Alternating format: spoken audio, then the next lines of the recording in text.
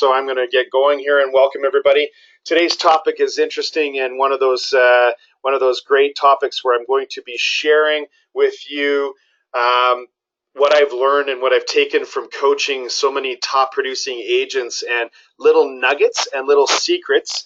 They may or may not be secrets to you. I'm hoping they are little nuggets that what these guys or gals do in their processes and in their listing appointments and their listing presentations and what they do to kind of beat all the rest of them and give them that edge, and how they don't go to a listing appointment wondering if they're getting a listing. They go to a listing appointment to decide whether they like the persons to do business with them and whether they like the home and taking on the marketing. So most top producers' mindsets, let's open with that, the mindset of a top producer. So a top producer's mindset is, my mindset as a top producer, I have the listing.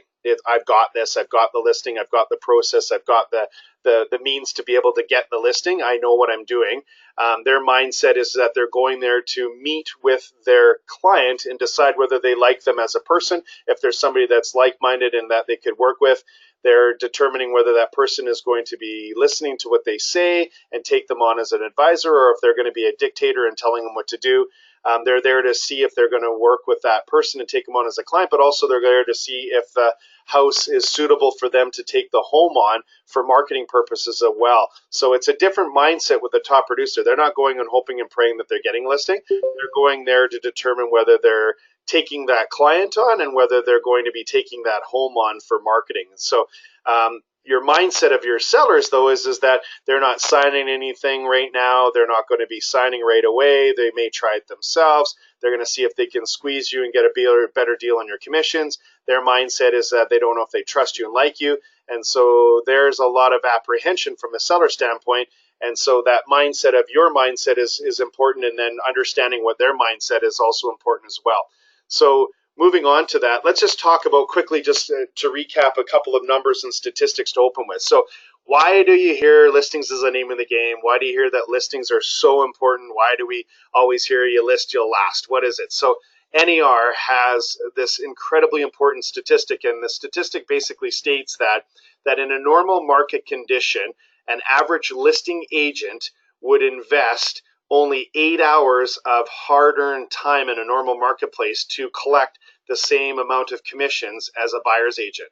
Now, the average buyer's agent, I'm not sure if you're aware of this, actually invests 32 hours of work and effort into a buyer for the same amount of money. And so the moral of the story here is that the listing agents, they're not only working smarter, but they're not working harder for the same amount of money. So I'm guessing you're all here because you're wanting to be that listing agent, or you are a listing agent, and you already understand the return on your investment, and you're loving the fact that you're able to invest less amount of physical time and energy and effort to make the same amount of money. So I'm not if you're aware of those statistics and those numbers, but just to set that premise, here's why you're working from it. The second benefit of being a listing agent is not only working smarter and harder, that the second benefit is that we hear the analogy that NAR states that listings will spin on average 15 more pieces of business if you're good at converting those spins. So the listing spin is another benefit. So benefit number one is that you're working smarter, not harder. Benefit number two is that you have that ability to spin on average 15 more pieces of listings or sales from that one listing. It's also, I use this analogy, it's like owning your own McDonald's franchise and not having bricks and mortars and not having the actual golden arches up and running. When you get a listing, you have your bricks, you have your mortar, you have your arches up and running, and you're in business and you're there and you're able to attract and engage more business by having that. So there's two incredibly huge benefits of having that focus and being that focused and listing agent and having that. Most top producers in any area and any marketplace are listing agents, and they dominate, and they're able to generate and spin more business from that listing and from that inventory. So those are two hugely important emphases of why we focus on the listing and the listing productivity. So quickly, let's just also look at it and see, how do the top producers get the listing appointments? How are they creating and creating those listing opportunities? So nugget number one is that actually providing unsolicited complimentary evaluations. So right now, most of you have past clients, you have a database, you have people that you work with in the past, And my question for you is, are you providing an annual evaluation for your sellers and planting that seed? So right now is a great time of year to be providing that. I'm not talking about the 2-hour evaluation and CMA package that you normally put together. I'm talking 10, 15-minute from 30,000 feet, a snapshot of comparables in the last, say, 6-9 months for that seller in their neighborhood, their building, their area. That'll give them a taste of what their value is and what their current value sits at, and plant that seed where they see the valuations, they see the comps, and then the sellers are wondering, wow, if that's what other properties are selling for on my street, in my neighborhood, in my building, I'm wondering what mine's worth.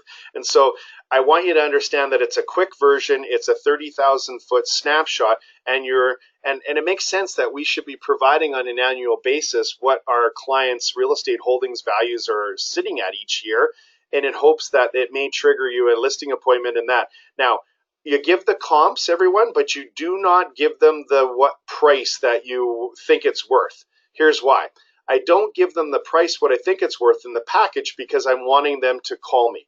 I'm wanting them to say, hey, Wade, thanks for this market snapshot. Thanks for this package, this information. I'll also let you know that I send them a physical package, not an email PDF, but a physical package with the comps in it, because I want them to feel like they've been served and given something of value versus an email PDF. I hope that makes sense. And then I want to give them that snapshot and not tell them it's what it's worth, in hopes that they call me and I'm actually engaging them and converting that package into a listing appointment and a listing opportunity. They call me, they say, hey, Wade, thanks for the information. I noticed that you didn't let us know what our place is worth. And I say, yes, for legal purposes, insurance purposes, for accuracy purposes, I'm obligated to physically view your home. When would be a good time for me to view that property and to give you that evaluation and give you that number and fill in those blanks, in hopes that I get to physically see the premise, sit down with them, do a presentation, and turn that package into a listing and getting those listing appointments. So I hope you like that idea. For those of you that are doing it with me in coaching, we're doing those complimentary CMAs. I'm telling you every week to do them. Hope you have done them or you're going to start doing them. I know this works, and I know this is triggering listing appointments and listing opportunities for people that I'm coaching. Second way in which I find people are getting listings and getting listing appointments is door knocking. Not door knocking cold, but door knocking for two specific reasons. Reason number one is it just sold. So a sale in your organization, your company, or a sale of your own, and you're working that area and letting people know from the marketing efforts that there were people still looking. There are people that home didn't work for. So doing the just sold approach is having great success for listing opportunities. Another thing that a door knock, give you a tip for, is a little paper door hanger leaving behind in case you miss the people that you're door knocking, that says, sorry, we missed you, and letting them know that you have buyers from that sale or you have buyers looking for it. One of my coaching clients, new to the business, 8 months, 16 listings from door knocking, a just sold or a bona fide buyer, leaving that paper door hanger. 2 of the 16 listing appointments that she got, and the listing she got, was just from the paper door hanger, leaving it there on the door, saying that we missed you and we have a buyer, or we have sold something in the area and you're wondering what your place is worth. So that I know for a fact works out in the field. Another opportunity is working other agents in your organizations in other cities that generally send people to your area, so that agent to agent referral networking opportunity, tapping into the other agents in your surrounding communities that work for the same organizations with you and building those referrals. Excellent source of listing opportunities. Open houses, again, another great source of listing opportunity and listing appointment opportunities. Direct mail, again, just like the door knock, direct mail, I'm only seeing results from just sold or a bona fide buyer. I do also suggest you trying just direct mail with just listed and an invite to an open house, but the best results we're seeing out in the field with our coaching clients with direct mail would be a just sold or we have a bona fide legitimate buyer. Approaching for sale by owners, again, a whole nother topic, but another great source. They already own a home. They, if they're successful, may want to buy. We're hoping they buy with you. And if they're unsuccessful, they're hoping to list on the list with you. So there's another resource. Expireds, if your marketplace allows you to approach expired listings, again, another great resource. They already own a home. They already like agents. They already want to pay commissions. We like them. They're great resources if your area allows you to market them and work them for a listing appointments. Social media, placing Facebook boost posted ad campaigns of just solds and bona fide buyers, again, having great results. And also an ad or a landing page of what's my house worth on Facebook, or a landing page where they can go and submit their address, and they technically think they're getting an evaluation over the internet, and using that.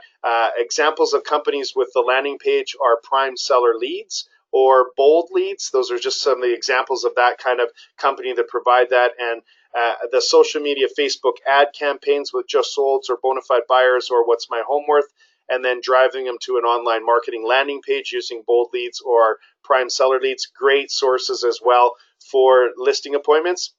And the last one is geographic farming. So working a geographic farm area, becoming the expert, the go-to person of a specific neighborhood, building area, seeing and hearing and having a tremendous amount of success. So those are what I believe are the top ways in which top agents are creating listing appointments and getting listing inventory right now in the marketplace based on the number of people that I'm coaching with. So those are some of the areas on how to get them, and those are benefits to you of why you want to get the listings and why you want to get the listing opportunities. So let's go into the process. So the biggest reason why top producers get listings is because of their process. Their process in which and way they do it is so completely different than the average agent. So nugget number one, and this has worked time and time again, is where you use a pre-appointment listing questionnaire. So I'll read some of these questions on here and I'll explain to you the benefits of this. But what I did in the past with my own experience is that I had my executive assistant, Kelly, call the seller and confirm the listing appointment date and time. So first of all, they're impressed with that process because you're really treating them like they're an important client. You're confirming that appointment and you're confirming that date and time. And then Kelly or you would say, while I have you and now we've confirmed that date and time, would now be a good time for me to ask you some questions before we meet. So then you pull out this pre-listing appointment questionnaire, and there are questions like, how did you hear about me? Why do you want to sell? Who referred you? Who else are you interviewing? How important would it be for you to know what other agents and who else they're interviewing? And here's why this is important to you guys. Knowing who else they're interviewing, you want to know who they're interviewing, but also when they're interviewing them. And the jury's out on whether you want to be first or last on the interview process. My personal opinion is I want to be first, and then let them know that I'm calling you other agents for a courtesy call, letting them know that it's already for sale and that you guys can bring your buyers in the first 24 hours to list that home. Some of you may want to technically be last. If you're going to be last, you make sure that you preempt the seller and make sure that they know the importance of hearing everybody and seeing everybody, and implore them not to make a decision and list before they see what you do and how you do it differently. And so there's a risk in being last, and also there's also risk in being first if you're off your game and they're not impressed and you don't get the listing. So the jury's always out with first and last. My personal opinion is being first. And if you are going to be last, really emphasize the importance of them not making a decision and seeing everybody and hearing everybody, okay? Now, also the other benefit of knowing who else I'm interviewing, and this may be a little bit tricky and sneaky, but if I'm interviewing another, I know they're interviewing other agents, I will pull your data. So I'll go into the MLS system and pull your stats and pull your data. So your list to sell ratios, your days on market, I'll pull your numbers and my numbers and provide that data and information about your listing net sale price ratios. I'll pull your data on your days on market. I'll pull your expiry rates. I'll pull those stats and be able to show them. And you may not have access to do that in your board area, and I apologize if you can't, but in our area you could. So I would pull your stats against you and show them and compare them to mine and present that knowing that they're interviewing you as well. And that was a way in which I would give me the upper edge on a competitor if they were interviewing someone else, and in that process, okay? Moving forward, I want to, if I'm able to answer all your questions, will you be prepared to list when we meet? And so I want to see their seriousness and their qualifications. I want to make sure that all the decision makers are present. Also, all parties on title are present.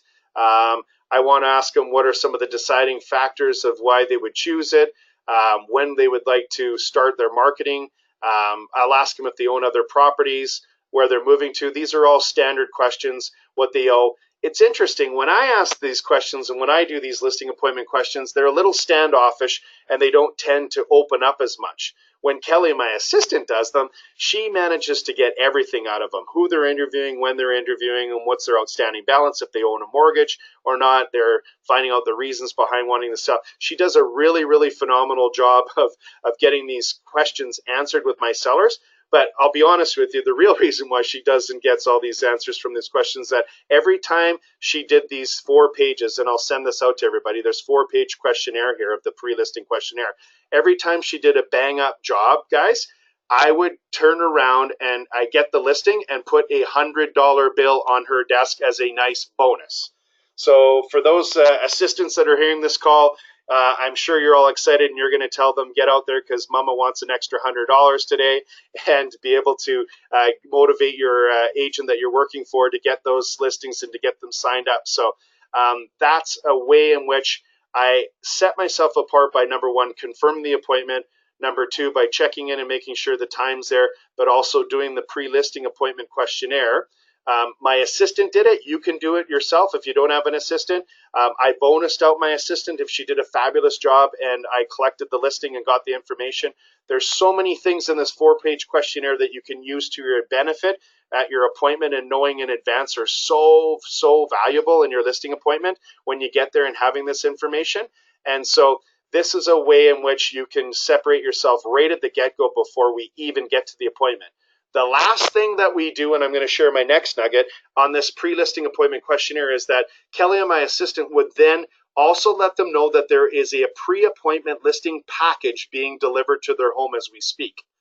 And the pre-listing package, she asked them to go through it in advance of me attending the listing appointment and letting us know if there's any questions and putting those questions together. So the next little item up for bid is the pre-listing questionnaire, but then we do a pre-listing package. So there are 2 ways in which you can have a pre-listing package.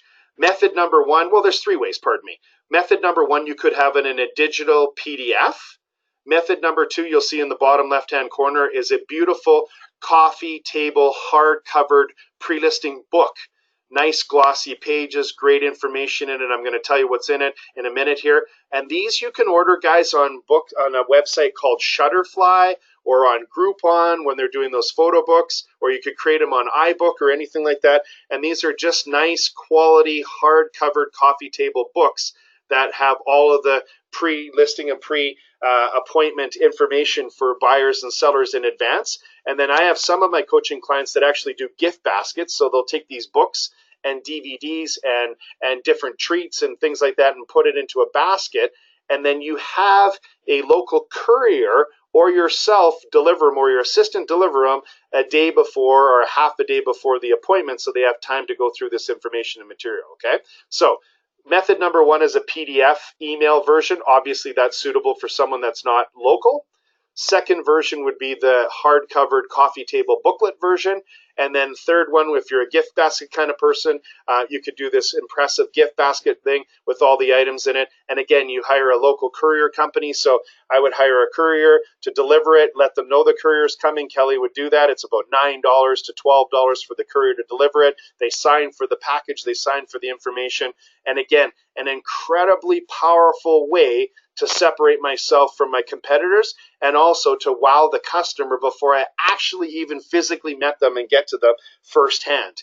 And so let me just break down what's in the packages and give you an idea of what's in these packages in advance, okay? So here's a little checklist for you to create these booklets, and I hope everybody likes those 3 ideas and thinks that those are cool ideas and activities. You can just quickly punch in the chat. Is there anybody in the call that already does a gift basket, that already does a pre-listing booklet package or something that they deliver pre-advance their appointments? Anybody have this already in place? Anybody? Quickly just fire in the chat if you do, or I'll assume if you don't answer yes, then you don't have it. So I'm glad to hear that if you don't have it. Now, let me just give you an example of some of the things that we do have in this booklet, okay? So there's the biography page. There's your team page. My team page is this. If you're a solo agent, you have a team.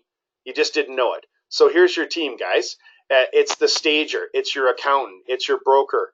it's your home inspector, it's your photographer, it's your IT tech support. So it could be your 15-year-old child that does my IT support, like my daughter Goldie. It's your graphic designer. It's all these different people. And I have actual pictures of all these team members in my team in my booklet. You have your corporate charter, mission statement, your core values. You have a page on your service marketing guarantee that you can fire you at any time, and it's a service guarantee page.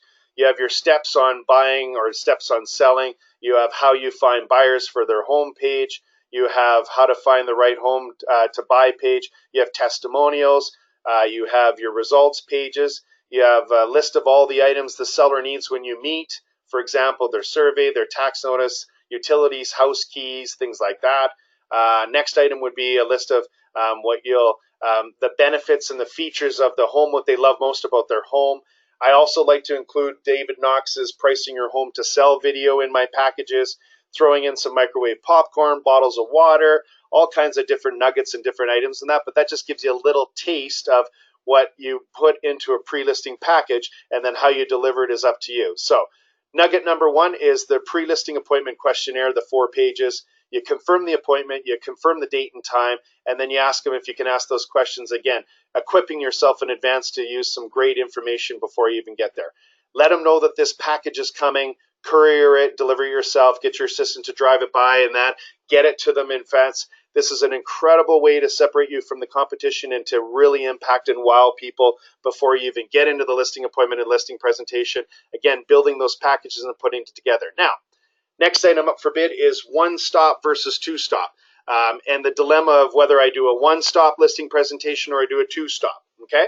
Now, one stop, obviously, highest and best use of your time. Now, I'm going to be honest with you. I'm a two stopper, and here's how I do it. So for those you one stoppers on the call, I'm going to tell you how I throw you under the bus right now. Okay. So I'm going to tell the seller, wow, you know what? Joe's only going one time. You know, there's $895,000 on the line, and they're only coming by. So I'm curious how they really see the true value of not making it a two-step process, and how long are they doing on their research and due diligence. So I'm actually planting a seed of doubt in the seller's mind for those agents that do a one-stop. So for those of you guys that are one-stoppers, sorry, I just taught you how I threw you under the bus and stole the listing from you and made the seller question whether they did the right move by dealing with somebody one-stops. And I'm always using a two-stop, presenting the fact of the true process and the true value, and being accurate and putting in the due diligence based on the amount of money that's involved in this process. So I hope you understand how I use that, and hopefully you understand why I explain to them the benefits of them and to them and their home and their monies of the two-step process versus the one-stop. And you're saying, well, Wade, you know, it's a waste of time and energy. I get that, but I'm just showing you how I can beat a top hitter that does a one-stop and using that two-stop. And I truly believe that if you can, you should do a two-stop process. There's so much money involved, and there's so much due diligence involved that makes more sense. So let's just talk about and assume that we're doing a two-stop, guys. And I'm going to just break down the two-stop process to just give you an idea what to do. So my first stop. I've done the pre-listing questionnaire. Kelly's got the $100 bonus. She's like, go daddy, go get it. Go get the listing. Let's get this business. The package is delivered off, and then I'm getting there. So my first stop, the most important thing I got to take as much time as possible is to get them to like me, trust me, and connect with me, okay, in that first stop. So how do I do that? I use the Ford technique to get them to like me and trust me. If you haven't heard this before, Ford is family, occupation, recreation, dreams. So I go through and I talk about their family and ask them a whole bunch of questions and connect with them and see if I can find something that's in common with their family and where they grew up and with me and where I grew up in my family. If not, then I'm going to go to what they did for a living, and I'm going to go through that process and see if we have a connection notice and moment there. I call this the BFF moment. I'm waiting for that best friends forever. If you don't have teenage kids like I do, BFF stands for best friends forever. I'm waiting for that magical moment in our situation where we find something that we have in common. And you know what happens when we discover we have something in common, we like the same thing. The whole energy and excitement and everything just turns differently in the appointment, and we just have that connection. So I'm going to encourage you to take as much time as possible with that Ford technique, and do not rush it, and wait for that BFF moment. Okay, you guys? Now, the next step after the Ford technique is I'm going to take them out on a safe island. So what's a safe island? A safe island is this. I'm going to tell you what we're going to talk about and what we're going to do before it actually happens. What's the benefit to this is that you rest and you become more relaxed and you become more at ease, and you can literally feel the air just lighten in the room when I tell you what's going to happen before it happens and take you out on that safe island, okay? So I explained to them we're going to ask a bunch of questions, we're going to tour through the home, we're going to go through the documents, we're going to do these things, and at the end of it we're going to be making a mutual amicable decision, and that's what's going to happen. So they go, okay, great, I know what's going to happen and what we're going to do, so I feel more comfortable and I go through it. So step number one, you now move into the questions, okay? So they're pre-planned questions.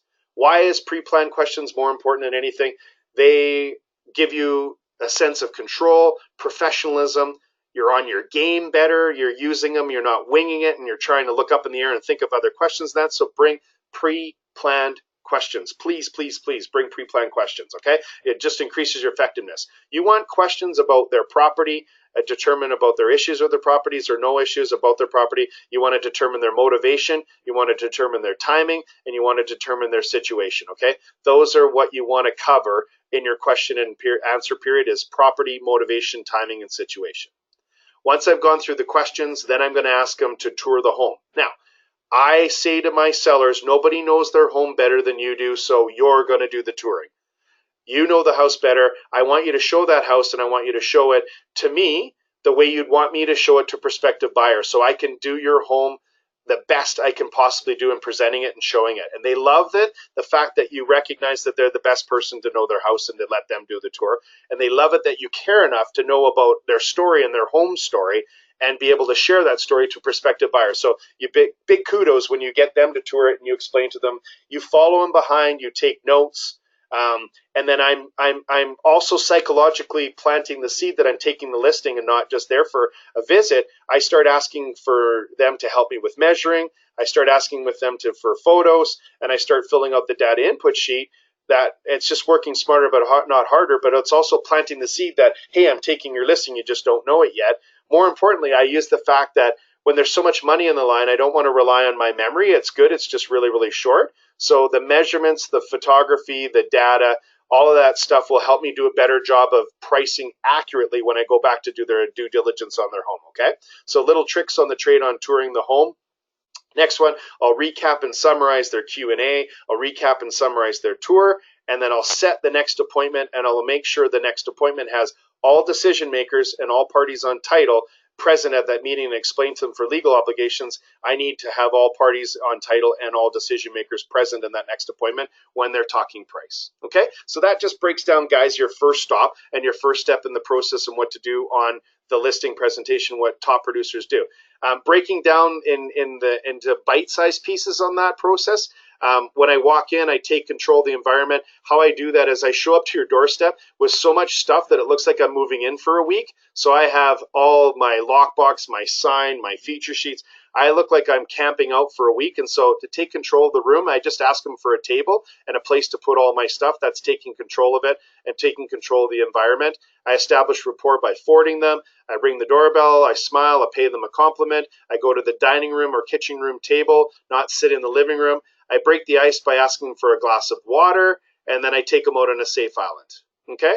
Then we go through the process of asking the questions and investigate all their challenges, have the pre-planned questions, ask if it's okay to ask those questions, paraphrase them, dig deeper, get through simple questions to gutsier questions, probe and recap, and write down their responses. People don't care what I know until they know that I care, and by writing down, they know I care.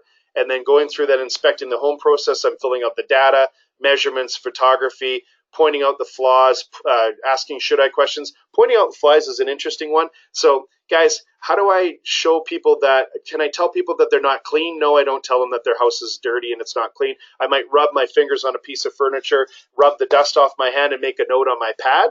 And then they'll say, should we clean a little bit better? And then I just answer, yeah, I would, kind of thing. Or I walk across the floor and it starts creaking, and I might walk across it 3 or 4 times and make it creak, and then I'll write down on my pad, and then I'm hoping that they're going to ask me, should we fix that? And I say, I would. So those are ways of pointing out flaws. The benefits of that pointing out the flaws is that when you arrive, they think of their price and their home at such a high price. This is a nice, subtle way of bringing them down and bringing their price into more realistic by pointing out flaws. Asking assumptive should have questions when we're touring around. Should we include the washer dryer? Should I? Blah, blah, blah, going through it. and looking at the house from everyone's point and perspective. My favorite little tool that I do is I make them walk in their front door and ask them what they feel and what they see when they walk in the front door of their own house. And so they should feel a warm and feeling of home. And I explain to them that if that's not the case, then we've got our work cut out for us. And that, so that's a nice little trick for you to do, is to get them to walk through their own front door and ask them what they feel and what they see and how it impacts them. Okay. Step number two. Step number two in this listing appointment process is the following. I'll recap, summarize about our first meeting, and I'll talk about anything else other than real estate. When I jump right into business and I jump right into real estate, they feel like I don't care. They feel like I don't have their best interests at heart. So I'll go and I'll recap and summarize, and I'll talk about everything other than real estate to take time of it. I may tour the home again and go through that process, and then it's showtime. Okay, then it's showtime. So it's important that we don't tell people, that we show and sell people, and we actually use a listing presentation. Now, my presentation is modified based on whether they looked at the pre-listing package and if they have any questions on that pre-listing package, guys. So if they haven't, I'm doing the full meal deal 22-minute presentation. If they have, then I'm doing modified version of that 22-minute presentation and going through that process and customizing, modifying it to their needs and wants and concerns based on what they had and wanted to know more in that pre-listing package. I hope that makes sense to everybody. So if they haven't, let's just assume they haven't looked at the pre-listing package, they haven't gone through it, and I'm doing the full meal deal. Now, it's 22 minutes. Why is it 22 minutes, Wade? Because that is the average adult's attention span and declining rapidly as we speak every day. You guys, we've been here 31 minutes and I've already lost half of you guys on this webinar. So I know this is a true stat and you're like, come back, give me a couple more minutes of this process here. I've got time for you guys, okay? So I go through that listing presentation, I go through that whole 22-minute process, and I'm answering 3 questions. Why me? Why my organization? And why now? Okay, so why me, why my organization, and why now in 22 minutes? Okay, I go from my close. I say to you, Mr. and Mrs. Seller, if we can agree on price, would you see any reason why you wouldn't want to list with me and my company today? And then I'm just being quiet, silent, and still and waiting till the response comes. Okay. If they say I'm not, and they start waffling, I got to go back and I got to reprobe and reorganize. If they say, yes, Wade, you're the one, we love what I see, that now segues me into a pricing presentation and going through the pricing presentation process. So a little future nugget for you. I'm going to be doing another one of these webinars in the near future on the pricing presentation. I'm going to tell you this. I'm going to teach you guys on how to get the seller to pick a price and to get it priced better than what they thought they were going to list it at and thought you were going to get it at. And I'm going to tell you this, I'm going to teach you on how to do that presentation and how to do a CMA without actually using a CMA. So I'll just leave you with that. I'm never going to use a CMA. I'm never going to use that process. I'm going to show you how to get a listing at a better price and not use a CMA in a future webinar. And yes, I can do that, and you can do it too. And I'll show you how to do that. Now, the last thing I'm going to do is then get the signature. Now, the signature is a signed listing agreement. I want a flat out no, we're not going to list with you, or I want a listing signed and signed up. I don't want to get one of the we'll think about it, pray about it, we'll call you back, we got a friend in the business. I don't want to accept that. I want to get a listing. A good top producer agent will stick around and probe and recap and dig deep and take that listing or get a flat out no before they give up. Okay, that's the key to top producers. They're persistent. I would joke with people and say to them, I'll just sit here on the couch and I'll sleep over. I like my toast brown and I like my coffee black, and I'll see you guys in the morning because I'm not leaving without. And they laugh and they know I'm not leaving and I'm going to get that listing. Okay, I jokingly say that. Sometimes I'll just excuse myself and go out to the car and tell them to flash the front light on and let me know when they're ready to make a decision and have me come back into the house. And that's another good little tip for you guys, is going outside, let them talk in private, flash the front light on, and then come back out, come back into the house, and then get the signed listing agreement afterwards. Okay. Now let's just talk about quickly the listing presentation. It's a visual presentation. I don't want to tell somebody. A salesperson telling me something, talk is cheap. I don't know whether I can believe you. I want you to show and sell me something. Half of us on this call are visual, half of us are auditory. That's why I'm using slide decks, and that's why I'm talking both, because I want to project and communicate and persuade you with visuals and communication verbal, okay? Now, here's the 4 distinct sections of your listing presentation, guys, okay? Section number 1 is bigness. Anything to create a sense that your seller is part of something bigger than themselves. So that's section 1 of your listing presentation. Section 2 is results. You're showing them that you don't list homes. You're showing them how you sell homes and that there is a difference, okay? That's the results section 2. Bigness section 1, how they're a part of something bigger. Section 2 is results, how you show that you list homes, how you sell homes and that you don't list homes and that there is a difference. Section 3 is marketing. Now, it's not the traditional marketing, the signs, all the stuff that you do traditionally. It's the new leading edge stuff. It's the 3Ds, the floor plans, the tours that you do for the videos, the drones. It's all your latest hot marketing things that you do and the bleeding edge stuff that you do for marketing their home and how it's changed. And then the last section is you to handle objections, conditions, and stalls and deal with those things that they throw at you to try to get you to buy more time or not to list with you. Okay, right? So those are the processes, and those are the breakdown of sections. So bigness, results, marketing plans. So not the traditional stuff, but the bleeding edge stuff, and then objections, stalls, and conditions. All right. Okay. Last thing. When you're communicating in a listing presentation, you use a sales presentation technique that Dale Carnegie created called benefit feature selling, okay? So let me give you an example. They use this technique called fact, bridge, benefit, and tie down. So I say to the sellers, Mr. Mrs. Seller, I'm going to put your home on the internet. That is the fact. Now the bridge is this dialogue. Why this is important to you is this. So that dialogue and that set of words right there gets them to lean in. The bridge gets the client to lean in to listen because they only want to know two things. Why and what and who cares and what's in it for them, okay? So the bridge says, here's what it means to you putting on the internet. And then 3 powerful, engaging benefits of putting your home on the internet. So for example, I'm going to take your home to any potential buyer and port it anywhere. I'm going to give it global exposure, and we're going to be able to qualify and put it in front of people anywhere in the world and qualify them on the internet and online versus in your living room and wasting your time with another showing. And then the tie down is this statement where you're getting them to bobblehead and bounce their head up and down. And I say to them, you'd want and expect an internet marketing campaign like that from the agent you choose to market your home, wouldn't you, Mr. and Mrs. Seller? And you have them bobbleheading up and down, okay? So the art of persuasion when you're doing a sales presentation is using this technique, fact, bridge, benefit, and tie down, okay? Don't sell me the steak, sell me the sizzle. The steak is I put your home on the internet. The sizzle is global exposure, qualification, taking it and porting it to anyone else in the world. That's the sizzle of the benefit of the fact of putting it on the internet, okay? Hope that makes sense to everybody. Now, the close. If we can agree on price, do you see any reason why you wouldn't want to market your home with me, my company today moving forward, and you wait? He or she who speaks first loses, so you wait, okay? Right? And then you lead into the pricing presentation and you move into that pricing process. And like I said, in a future webinar, I'm going to teach you guys how to do a pricing presentation and not use comps. And let me just give you a little nugget of why you don't use comps.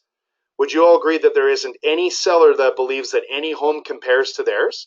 So that when I show them a comparison, I actually am assuming and simulating that this home compares to theirs. And most of the time, they feel offended, they feel defensive, they feel upset with you. And the reality is that I think that most agents that they do these comparisons and use these CMAs and these comps are actually having to take the listing at a higher price just because that's your punishment for saying that a house compared to mine, and the seller's going to make you take it higher for actually suggesting or simulating that a house even compares to this, okay? So I'm going to teach you guys how to do it without doing that CMA and without having those comparisons and those comparables there, okay? Through a pricing presentation. Now, moving on to the next one.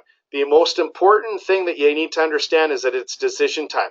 You're either going to get a yes or a no, and not a maybe, we'll call you, think about it, right? So stick around, think about this. You've put in 2 stop visits. You've put in hours of investigating and due diligence. You've got all this marketing, all this time, energy, and effort. It's worth it to yourself to stick around and fight for the listing, you guys. Top agents stick around, they fight for it. They only want a flat out no. They don't want a maybe, we'll call you and think about it. They're not going to call you back. Now, if they do, if there's no other way that you can get a yes other than them calling you back, then I would ask for a pre-signed, post-dated listing agreement. So I'm going to say to them, it seems like you're having a difficult time making the decision. Could I ask you, would you be able to sign this and post-date it for a day or two down and then give me a courtesy call? I'm at least leaving with a signed listing contract dated for a day or two in advance, rather than taking a maybe call you back in that, okay? So I'm encouraging you to get that decision a flat out no, or at least a signed post-dated listing agreement, or get the listing agreement signed in that and stick around and fight for that business, okay? All right. And the last thing, so if you're looking for a presentation, I'm just going to quickly just show you a slide here and jump out. So if you want to go to this particular URL and you're looking for something, so I've created a customizable 32-page slide presentation that's generic and universal for anybody to use for a listing presentation and for a pre-package in that. So going through it, and the URL, and you can go to this right now, is agentsboost.com. So AGENTS, agentsboost.com /listing presentation marketing plan. Sorry for the big long drawn out URL here, but I'll get you that URL as a follow-up and a replay. And there's an opportunity for you. There's a script book that goes to it. There's 32 custom developed graphic slides that you can use as it. You can use it and print it out for a physical presentation, a PC version, a laptop version. Put it on your iPad or your smart pad in that, and use that presentation for the presentations and that. So I've eliminated what you want in a presentation and put it all together for you to go to that. So again, it's agentsboost.com /listing presentation marketing plan. Okay, and I'm just going to open it up here to questions in the chat line. Any questions, any thing that you would like me to go down and break into further, or anything that's confusing, or that any of the guests would like me to explain in detail in regards to the material that I covered? Or even in the chat box, the number one nugget that you guys got from today's webinar, the one thing that you're going to leave here that you think is the best idea and the best concept that you got from today's session for the presentation today. Just quickly fire the one thing in your chat box there for me, just to let me know that you guys are all still there.